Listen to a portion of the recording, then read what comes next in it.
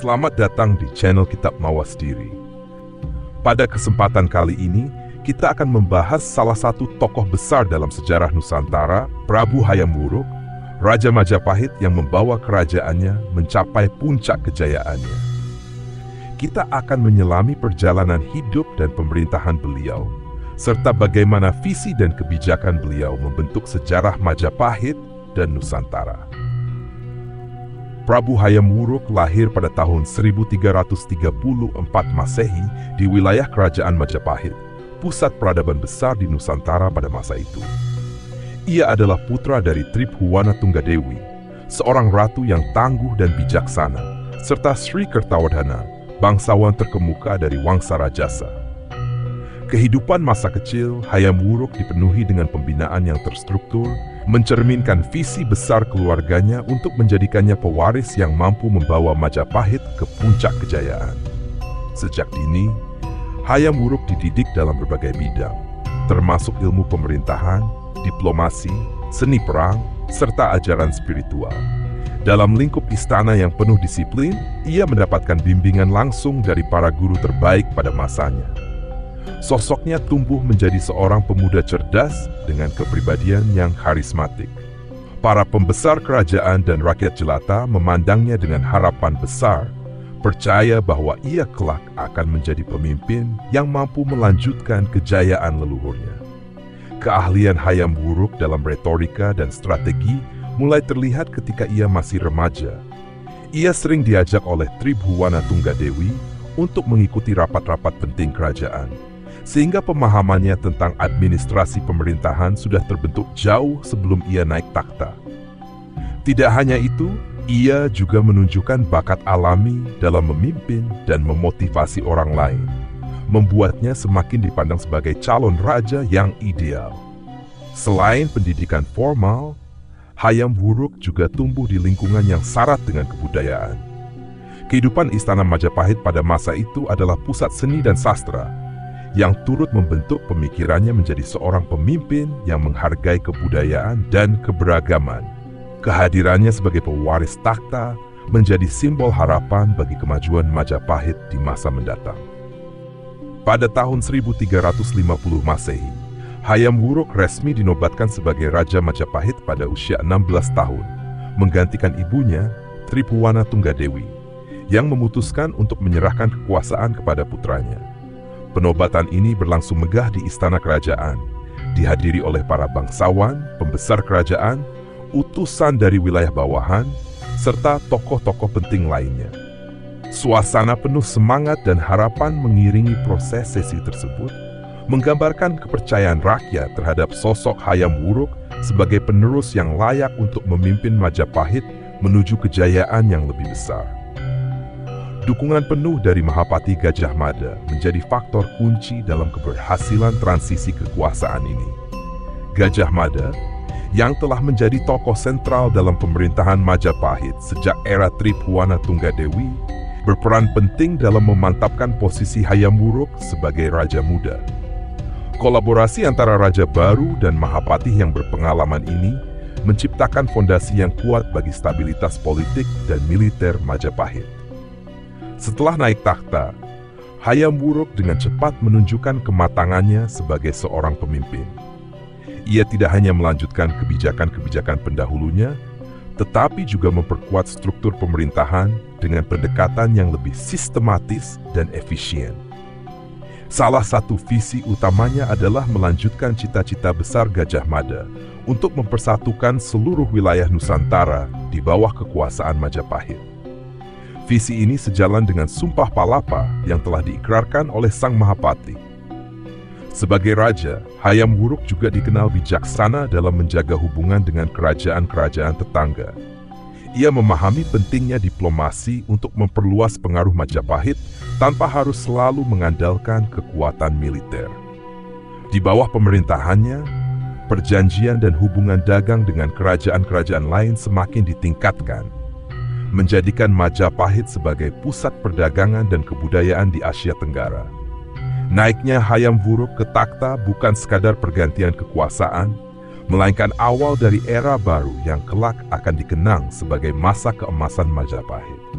Dengan bimbingan Mahapatih Gajah Mada dan dukungan penuh dari rakyatnya, masa pemerintahan Prabu Hayam Wuruk merupakan puncak kejayaan Kerajaan Majapahit yang mengukuhkan dirinya sebagai kekuatan terbesar di Nusantara pada abad ke-14 Masehi.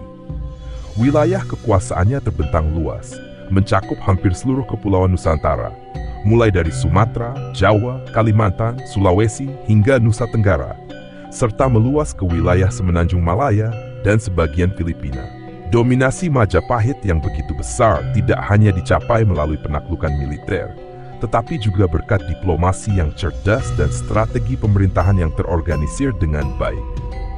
Prabu Hayam Wuruk dengan bimbingan Mahapatih Gajah Mada berhasil mewujudkan stabilitas di dalam negeri dan memperluas pengaruh Majapahit ke luar wilayahnya. Dalam hal diplomasi, Majapahit menjadi pusat perhatian kerajaan-kerajaan tetangga.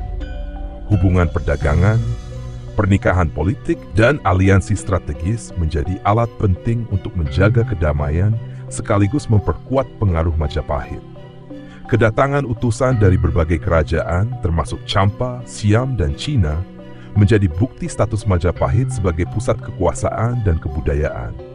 Sistem administrasi yang diterapkan selama era Hayam Wuruk memainkan peran besar dalam keberhasilan kerajaan. Pemerintahannya dibagi menjadi beberapa wilayah otonom yang dikelola oleh pejabat-pejabat lokal di bawah pengawasan langsung raja. Hukum ditegakkan dengan adil, dan pajak dikelola secara efisien untuk mendukung pembangunan infrastruktur serta kelangsungan pemerintahan. Dengan dukungan dari para penasihat dan pejabat istana, Hayam Wuruk berhasil memadukan kebijakan sentralisasi dan desentralisasi yang memberikan keseimbangan antara kekuasaan pusat dan daerah. Di bawah Hayam Wuruk, Majapahit juga menjadi pusat kebudayaan yang besar. Kehidupan masyarakatnya sangat kaya dengan seni, sastra, dan agama. Pengaruh Majapahit dalam kebudayaan tidak hanya dirasakan di Nusantara, tetapi juga hingga ke luar wilayah kekuasaannya. Dalam bidang ekonomi, Majapahit menjadi pusat perdagangan internasional, dengan pelabuhan-pelabuhan penting seperti Hujung Galuh dan Surabaya yang menjadi tempat persinggahan bagi para pedagang dari Asia dan Timur Tengah. Kebesaran Majapahit di bawah pemerintahan Hayam Wuruk tidak hanya tercermin dari luasnya wilayah kekuasaan, tetapi juga dari kestabilan internal dan kemakmuran rakyatnya. Masa ini dikenang sebagai era keemasan yang menjadi simbol kejayaan dan persatuan Nusantara. Melalui pemerintahan yang bijaksana dan dukungan penuh dari Mahapatih Gajah Mada, Hayam Wuruk berhasil mewujudkan cita-cita besar Majapahit, menjadikannya kerajaan yang dihormati di seluruh Asia Tenggara. Hubungan antara Prabu Hayam Wuruk dan Mahapatih Gajah Mada menjadi pilar utama yang menopang kejayaan kerajaan Majapahit. Gajah Mada dengan kecakapan militernya dan visi besar untuk menyatukan Nusantara menjadi tokoh penting dalam pemerintahan. Di sisi lain, Hayam Wuruk sebagai raja muda yang bijaksana selalu mampu menyeimbangkan pengaruh besar Gajah Mada dengan kebijakan yang mengedepankan harmoni dan diplomasi. Hubungan mereka ibarat dua sisi mata uang yang saling melengkapi. Kekuatan dan kecerdasan strategi bertemu dengan kelembutan dan kebijakan yang penuh pertimbangan. Gajah Mada yang telah berikrar sumpah palapa menjadi tokoh yang sangat berambisi untuk mempersatukan seluruh Nusantara di bawah Panji Majapahit. Hayam Wuruk mendukung visi besar ini, tetapi dengan pendekatan yang lebih modern. Sang raja sering mengutamakan jalur diplomasi dan hubungan damai dengan kerajaan-kerajaan tetangga, sementara Gajah Mada cenderung memilih jalan militer jika menghadapi perlawanan. Meskipun terdapat perbedaan pendekatan, keduanya selalu bekerja sama untuk mencapai tujuan yang sama, memperkuat kekuasaan Majapahit. Namun, hubungan mereka tidak selalu berjalan mulus. Salah satu perbedaan pandangan terbesar muncul dalam peristiwa yang melibatkan rencana pernikahan Hayam Wuruk dengan Dyah Pitaloka, putri Sunda. Hayam Wuruk yang ingin mempererat hubungan diplomatik dengan kerajaan Sunda bermaksud menikahi Dyah Pitaloka sebagai bentuk aliansi damai. Akan tetapi, Gajah Mada melihat pernikahan ini dari sudut pandang politik, menganggapnya sebagai peluang untuk menegaskan kekuasaan Majapahit atas Sunda. Ketegangan antara keduanya mencapai puncaknya dalam peristiwa Bubat, ketika Gajah Mada menuntut agar Dyah Pitaloka diserahkan sebagai tanda takluk kepada Majapahit. Pandangan ini bertentangan dengan niat Hayam Wuruk yang ingin menjadikan pernikahan tersebut sebagai simbol persahabatan. Konflik ini berujung pada tragedi yang meninggalkan luka mendalam bagi hubungan kedua kerajaan.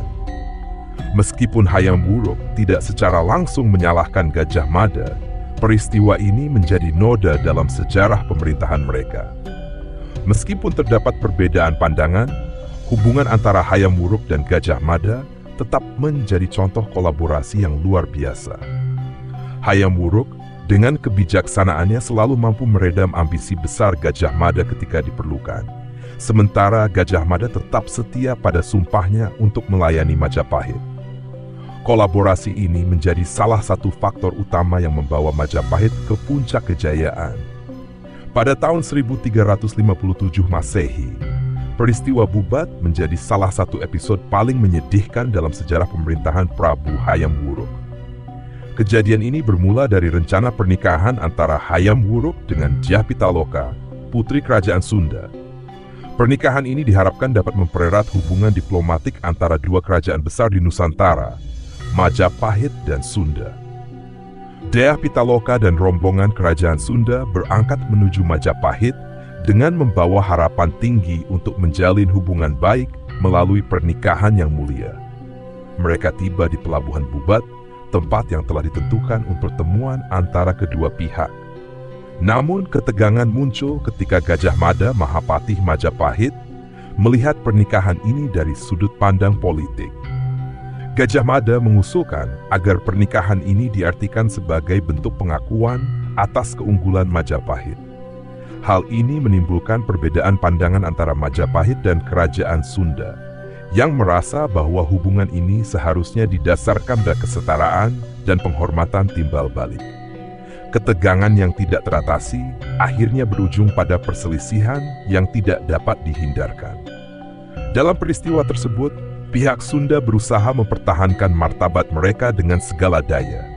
Namun, perbedaan kekuatan yang signifikan membuat situasi tidak menguntungkan bagi rombongan Sunda. Tragedi ini meninggalkan duka mendalam, baik bagi pihak Sunda maupun Majapahit. Dyah Pitaloka, yang memiliki peran penting dalam peristiwa ini, menjadi simbol kehormatan dan kesetiaan terhadap nilai-nilai yang dijunjung tinggi oleh kerajaannya. Peristiwa Bubat membawa dampak besar dalam hubungan antara Majapahit dan Sunda. Bagi Hayam Wuruk, kejadian ini menjadi momen yang sulit karena ia harus menghadapi konsekuensi politik dan sosial yang berat.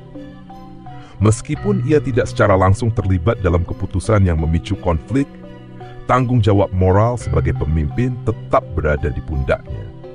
Peristiwa ini dikenang sebagai pelajaran berharga dalam sejarah Nusantara. Ia menjadi pengingat bahwa komunikasi dan pemahaman yang baik sangat penting dalam menjaga hubungan antara pihak-pihak yang berbeda, terutama ketika melibatkan nilai-nilai kehormatan dan diplomasi. Meskipun menjadi noda dalam perjalanan panjang masa kejayaan Majapahit, peristiwa Bubat tetap menjadi bagian penting dari kisah besar sejarah Nusantara. Selain menjadi pemimpin yang kuat dan visioner, Prabu Hayam Wuruk juga dikenal sebagai seorang pelindung seni dan budaya.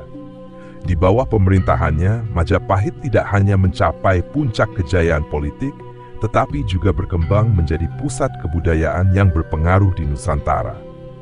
Hayam Wuruk memberikan perhatian besar terhadap seni, sastra, dan arsitektur, menjadikan masa pemerintahannya sebagai salah satu periode paling gemilang dalam sejarah peradaban Nusantara. Kehidupan budaya Majapahit pada masa itu sangat kaya dan beragam. Dalam bidang sastra, banyak karya monumental yang lahir, seperti Negara Kertagama, sebuah karya sastra epik yang ditulis oleh Empu Prapanca. Negara Kertagama tidak hanya menggambarkan kejayaan Majapahit secara politik, tetapi juga memberikan wawasan tentang kehidupan sosial, agama, dan budaya pada masa itu. Karya ini menjadi bukti betapa tingginya apresiasi Majapahit terhadap dunia literasi dan intelektual. Di bidang seni rupa, seni ukir dan kerajinan berkembang pesat. Banyak peninggalan dari masa pemerintahan Hayam Wuruk yang menunjukkan kehalusan seni ukir Majapahit, seperti relief yang terdapat di candi-candi. Dalam bidang arsitektur, Majapahit membangun berbagai candi megah yang hingga kini masih menjadi warisan budaya. Contoh penting adalah Candi Tikus yang berfungsi sebagai tempat pemandian suci dan Candi Sukuh yang memiliki arsitektur unik dan kaya simbolisme. Peninggalan-peninggalan ini tidak hanya menunjukkan keterampilan teknik, tetapi juga mencerminkan kedalaman spiritualitas dan estetika masyarakat Majapahit. Salah satu hal yang membedakan era Hayam Wuruk adalah keberagaman agama yang hidup berdampingan secara harmonis. Hindu dan Buddha menjadi agama dominan pada masa itu, namun masyarakat juga memberikan tempat bagi keyakinan lokal dan agama-agama lain. Kerukunan ini tercermin dalam seni dan arsitektur, di mana simbol-simbol dari berbagai agama sering ditemukan berdampingan. Hal ini menunjukkan bagaimana Hayam Wuruk tidak hanya memimpin secara politik, tetapi juga menciptakan iklim toleransi dan keberagaman yang memperkaya kehidupan masyarakat Majapahit. Dengan mendukung seni dan budaya, Hayam Wuruk memberikan fondasi kuat bagi kemajuan peradaban Nusantara. Kebijaksanaannya dalam mempromosikan seni dan sastra, serta keberhasilannya menciptakan lingkungan yang harmonis, menjadikan masa pemerintahannya sebagai era yang dikenang tidak hanya karena kekuatan politik, tetapi juga karena kontribusinya yang luar biasa dalam membangun identitas budaya Nusantara. Prabu Hayam Wuruk wafat pada tahun 1389 Masehi, mengakhiri sebuah era kejayaan yang luar biasa bagi Majapahit. Kepergiannya meninggalkan sebuah kekosongan kepemimpinan yang sulit untuk diisi. Karena tidak ada penerus yang memiliki kapasitas sepertinya dalam memimpin kerajaan yang sebesar Majapahit. Selama masa pemerintahannya, Hayam Wuruk berhasil membawa Majapahit ke puncak kejayaan, baik dalam aspek politik, ekonomi, maupun budaya. Namun, tanpa kepemimpinan yang kuat dan visi besar seperti yang dimiliki Hayam Wuruk, Majapahit mulai menghadapi tantangan serius setelah kematiannya. Perselisihan internal mulai muncul di antara para pejabat kerajaan dan keluarga kerajaan yang saling berebut kekuasaan. Ketegangan ini menciptakan ketidakstabilan yang perlahan menggerogoti kekuatan Majapahit. Penggantinya yang kurang berpengalaman dan tidak mampu menjaga stabilitas seperti yang dilakukan oleh Hayam Wuruk memperburuk keadaan. Kerajaan Majapahit yang dulunya kokoh mulai kehilangan pengaruhnya, baik di dalam negeri maupun di luar negeri. Persaingan antar keluarga kerajaan, serta ketidakmampuan untuk mengelola wilayah yang luas, menyebabkan kerajaan tersebut perlahan-lahan terpecah belah. Kemunduran Majapahit yang dimulai setelah wafatnya Hayam Wuruk semakin terasa ketika munculnya ancaman dari luar, seperti serangan-serangan dari kerajaan-kerajaan tetangga dan pemberontakan dari dalam negeri. Meskipun Majapahit tetap bertahan selama beberapa waktu, kejayaannya tidak dapat dipertahankan tanpa figur pemimpin yang kuat dan memiliki visi seperti Hayam Wuruk. Akhir dari kejayaan Hayam Wuruk menandai perubahan besar dalam perjalanan sejarah Majapahit. Meskipun kerajaan tersebut tidak langsung runtuh setelah kematiannya, namun kemunduran yang dimulai pada masa pemerintahannya yang terakhir ini menjadi awal dari perjalanan panjang keruntuhan Majapahit di abad-abad berikutnya.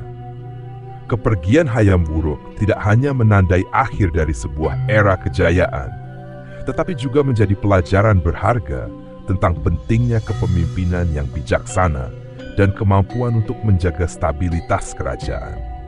Warisan yang ditinggalkan oleh Hayam Wuruk tetap dikenang sebagai puncak kejayaan Majapahit, yang meskipun tidak bertahan selamanya, akan selalu menjadi bagian penting dalam sejarah Nusantara. Warisan terbesar Prabu Hayam Wuruk adalah kejayaan Majapahit yang hingga kini dikenang sebagai salah satu kerajaan terbesar dalam sejarah Nusantara. Di bawah kepemimpinannya, Majapahit tidak hanya mencapai puncak kejayaan politik dan ekonomi, tetapi juga menjadi pusat kebudayaan dan peradaban yang mempengaruhi seluruh wilayah Asia Tenggara. Cita-cita Hayam Wuruk untuk mempersatukan Kepulauan Nusantara menjadi kenyataan dan visinya untuk menciptakan kekuatan yang bersatu di bawah Panji Majapahit menjadi inspirasi bagi generasi penerus. Keberhasilan Hayam Wuruk dalam memperluas kekuasaan Majapahit dengan wilayah yang mencakup hampir seluruh Nusantara, Semenanjung Malaya, dan bagian Filipina menjadikannya sebagai simbol kekuatan dan kejayaan. Tidak hanya itu, sistem administrasi yang terorganisir dengan baik dan diplomasi cerdas yang dilakukan oleh Hayam Wuruk dan Gajah Mada turut memperkokoh posisi Majapahit sebagai kerajaan yang dihormati oleh kerajaan-kerajaan tetangga. Selain pencapaian politik, warisan Hayam Wuruk dalam bidang budaya juga sangat signifikan. Ia mendukung seni, sastra, dan arsitektur yang melahirkan berbagai karya monumental. Karya sastra seperti Negara Kertagama yang ditulis oleh Mpu Prapanca menggambarkan kejayaan Majapahit dan menjadi salah satu dokumen penting dalam sejarah Nusantara. Arsitektur Majapahit dengan candi-candi megah seperti Candi Sukuh dan Candi Tikus juga menjadi bukti kecanggihan peradaban yang berkembang di bawah pemerintahannya. Meskipun setelah kepergiannya Majapahit mengalami kemunduran, warisan yang ditinggalkan oleh Hayam Wuruk tetap abadi dalam sejarah. Nama Prabu Hayam Wuruk terus dikenang sebagai simbol kebesaran, kejayaan, dan kejernihan visi kepemimpinan. Cita-citanya untuk menyatukan Nusantara tetap menjadi inspirasi dalam perjalanan sejarah bangsa, mengingatkan kita bahwa kejayaan besar tidak hanya bergantung pada kekuatan militer atau politik, tetapi juga pada visi besar seorang pemimpin yang mampu membimbing rakyatnya menuju masa depan yang lebih baik. Warisan Hayam Wuruk tetap hidup, bukan hanya dalam bentuk bangunan dan karya sastra, tetapi juga dalam nilai-nilai kepemimpinan, kebesaran, dan persatuan yang terus menginspirasi hingga saat ini. Terima kasih telah bergabung dalam perjalanan sejarah ini bersama Kitab Mawas Diri. Semoga kisah tentang Bu Hayam Wuruk ini memberi inspirasi dan pemahaman baru bagi kita semua tentang arti kepemimpinan, kebesaran, dan pentingnya menjaga persatuan dalam menghadapi tantangan zaman. Jangan lupa untuk like, share, dan subscribe agar kita dapat terus berbagi kisah-kisah sejarah yang penuh makna.